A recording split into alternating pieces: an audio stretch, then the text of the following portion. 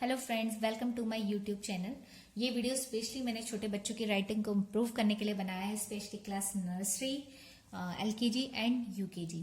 तो किस तरीके से अपने बच्चों को, पेरेंट्स को किस तरीके से अपने बच्चों को इंग्लिश की राइटिंग को इम्प्रूव करना चाहिए, इसके लिए इन बातों को नोटिस करना सबसे ज़्यादा ज़रूरी है।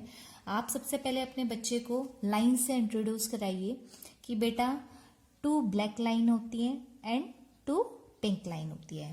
सपोज माना कि लेटर मैंने कहा ए, तो आप उससे बताइए, मैम भी अगर स्कूल में भी करवाएगी या करवाती हैं तो अब वो पहले एक पॉइंट लगाती हैं, तो देन स्टार्ट करवाते हैं। तो बच्चा कई बार क्या है, उस ए को लाइन से ऊपर, लाइन से नीचे, कई बार वो थोड़ा टेढ़ा, कभी थोड़ा सा उसकी फॉर्मेशन को चेंज कर देता है। तो आप उसके लिए, उसके दिमाग में ये चीज फीडअप कराने के लिए आप उससे बताइए कि बेटा आपको ब्लैक टू ब्लैक लाइन ही लिखना है। अगर आपको ए लिखना है, स्मॉल ए लिखना है, तो आप उसे ये बताएंगे कि आप उसकी वो black to black line touch करिए। सपोज लेटर एम है, आप उसे बताइए कि बेटा आपको इसको ब्लैक टू ब्लैक लाइन के अंदर ही लिखना है या फिर टच करके लिखना है। तो उसको ये बात आप जितने बार पढ़ाएंगे उतने बार उसे समझाएंगे, क्योंकि बच्चा सीख रहा है, सीखने की स्टेज में है। तो आपको उसे जितने बार कराएंगे उतने बार वो चीज आपको उससे बोलनी है। अगर वो उसका फॉर्मेशन गलत होता है तो then you will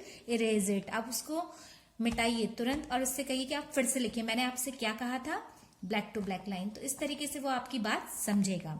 then suppose letter कुछ अनदर लेटर होते हैं, जैसे कि बी एंड डी, जी,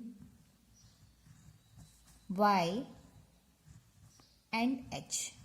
तो आप बच्चे को बताइए कि बेटा कि इस तरीके के लेटर्स हैं, ये ब्लैक टू ब्लैक लाइन में तो नहीं लिखे आ रहे हैं। तो आप उसे बताइए कि बेटा अगर आप बी स्टार्ट करेंगे तो आप उसे ऊपर, तो बच्चे क्या करता है, अपने हिसाब से जहां मनाता है वहीं पर छोड़ देता। तो आपको ये बात उससे कहनी कि बेटा आपको इसे पिंक लाइन तक लिखना है। कहां तक लिखना है?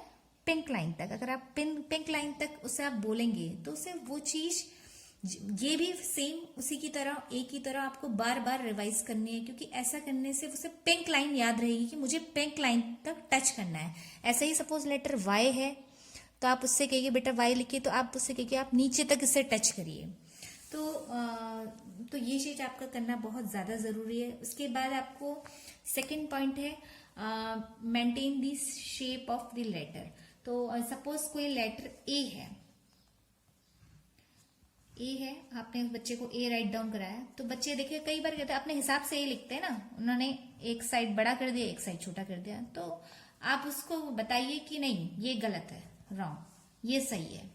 तो इस तरीके से भी बच्चा के लेटर को आप इम्प्रूव कराइए। सपोज लेटर है बी, स्मॉल बी, बच्चे ने लिख दिया, हमने कहा बी राइट डाउन करने होगा, तो उसने बी अपने हिसाब से थोड़ा सा टेढ़ा लिख दिया, कभी मन आया तो ऐसे लिख दिया, तो दैट इज रॉन्ग। ये आपको उसी समय इरेज करके, उसे सही करके, उसकी सही फॉर्मेशन में लिखाना है। जब तक आप उसकी फॉर्मेशन को सही नहीं करेंगे और इसको आपने अपनी रूटीन लाइफ में लाना है बच्चे की। आप स्कूल में मैम कराती है तो वो मैम के उसमें हैंड ओवर होता है बच्चा, लेकिन जब घर में बच्चा आता है, जब होमवर्क उसे मिलता है, तो ये आपके लिए ज्यादा जरूरी है कि आप उसकी फॉर्मेशन को रूटीन लाइफ में बिल्कुल सेट कर दें। तो ये कुछ चीजें हैं। जैसे उसके अलावा आप बच्चे को जब घर पे ही पढ़ाएं तो प्रैक्टिस करवाएं, डेली टू डेली। आप डेली प्रैक्टिस करवाइए उसे।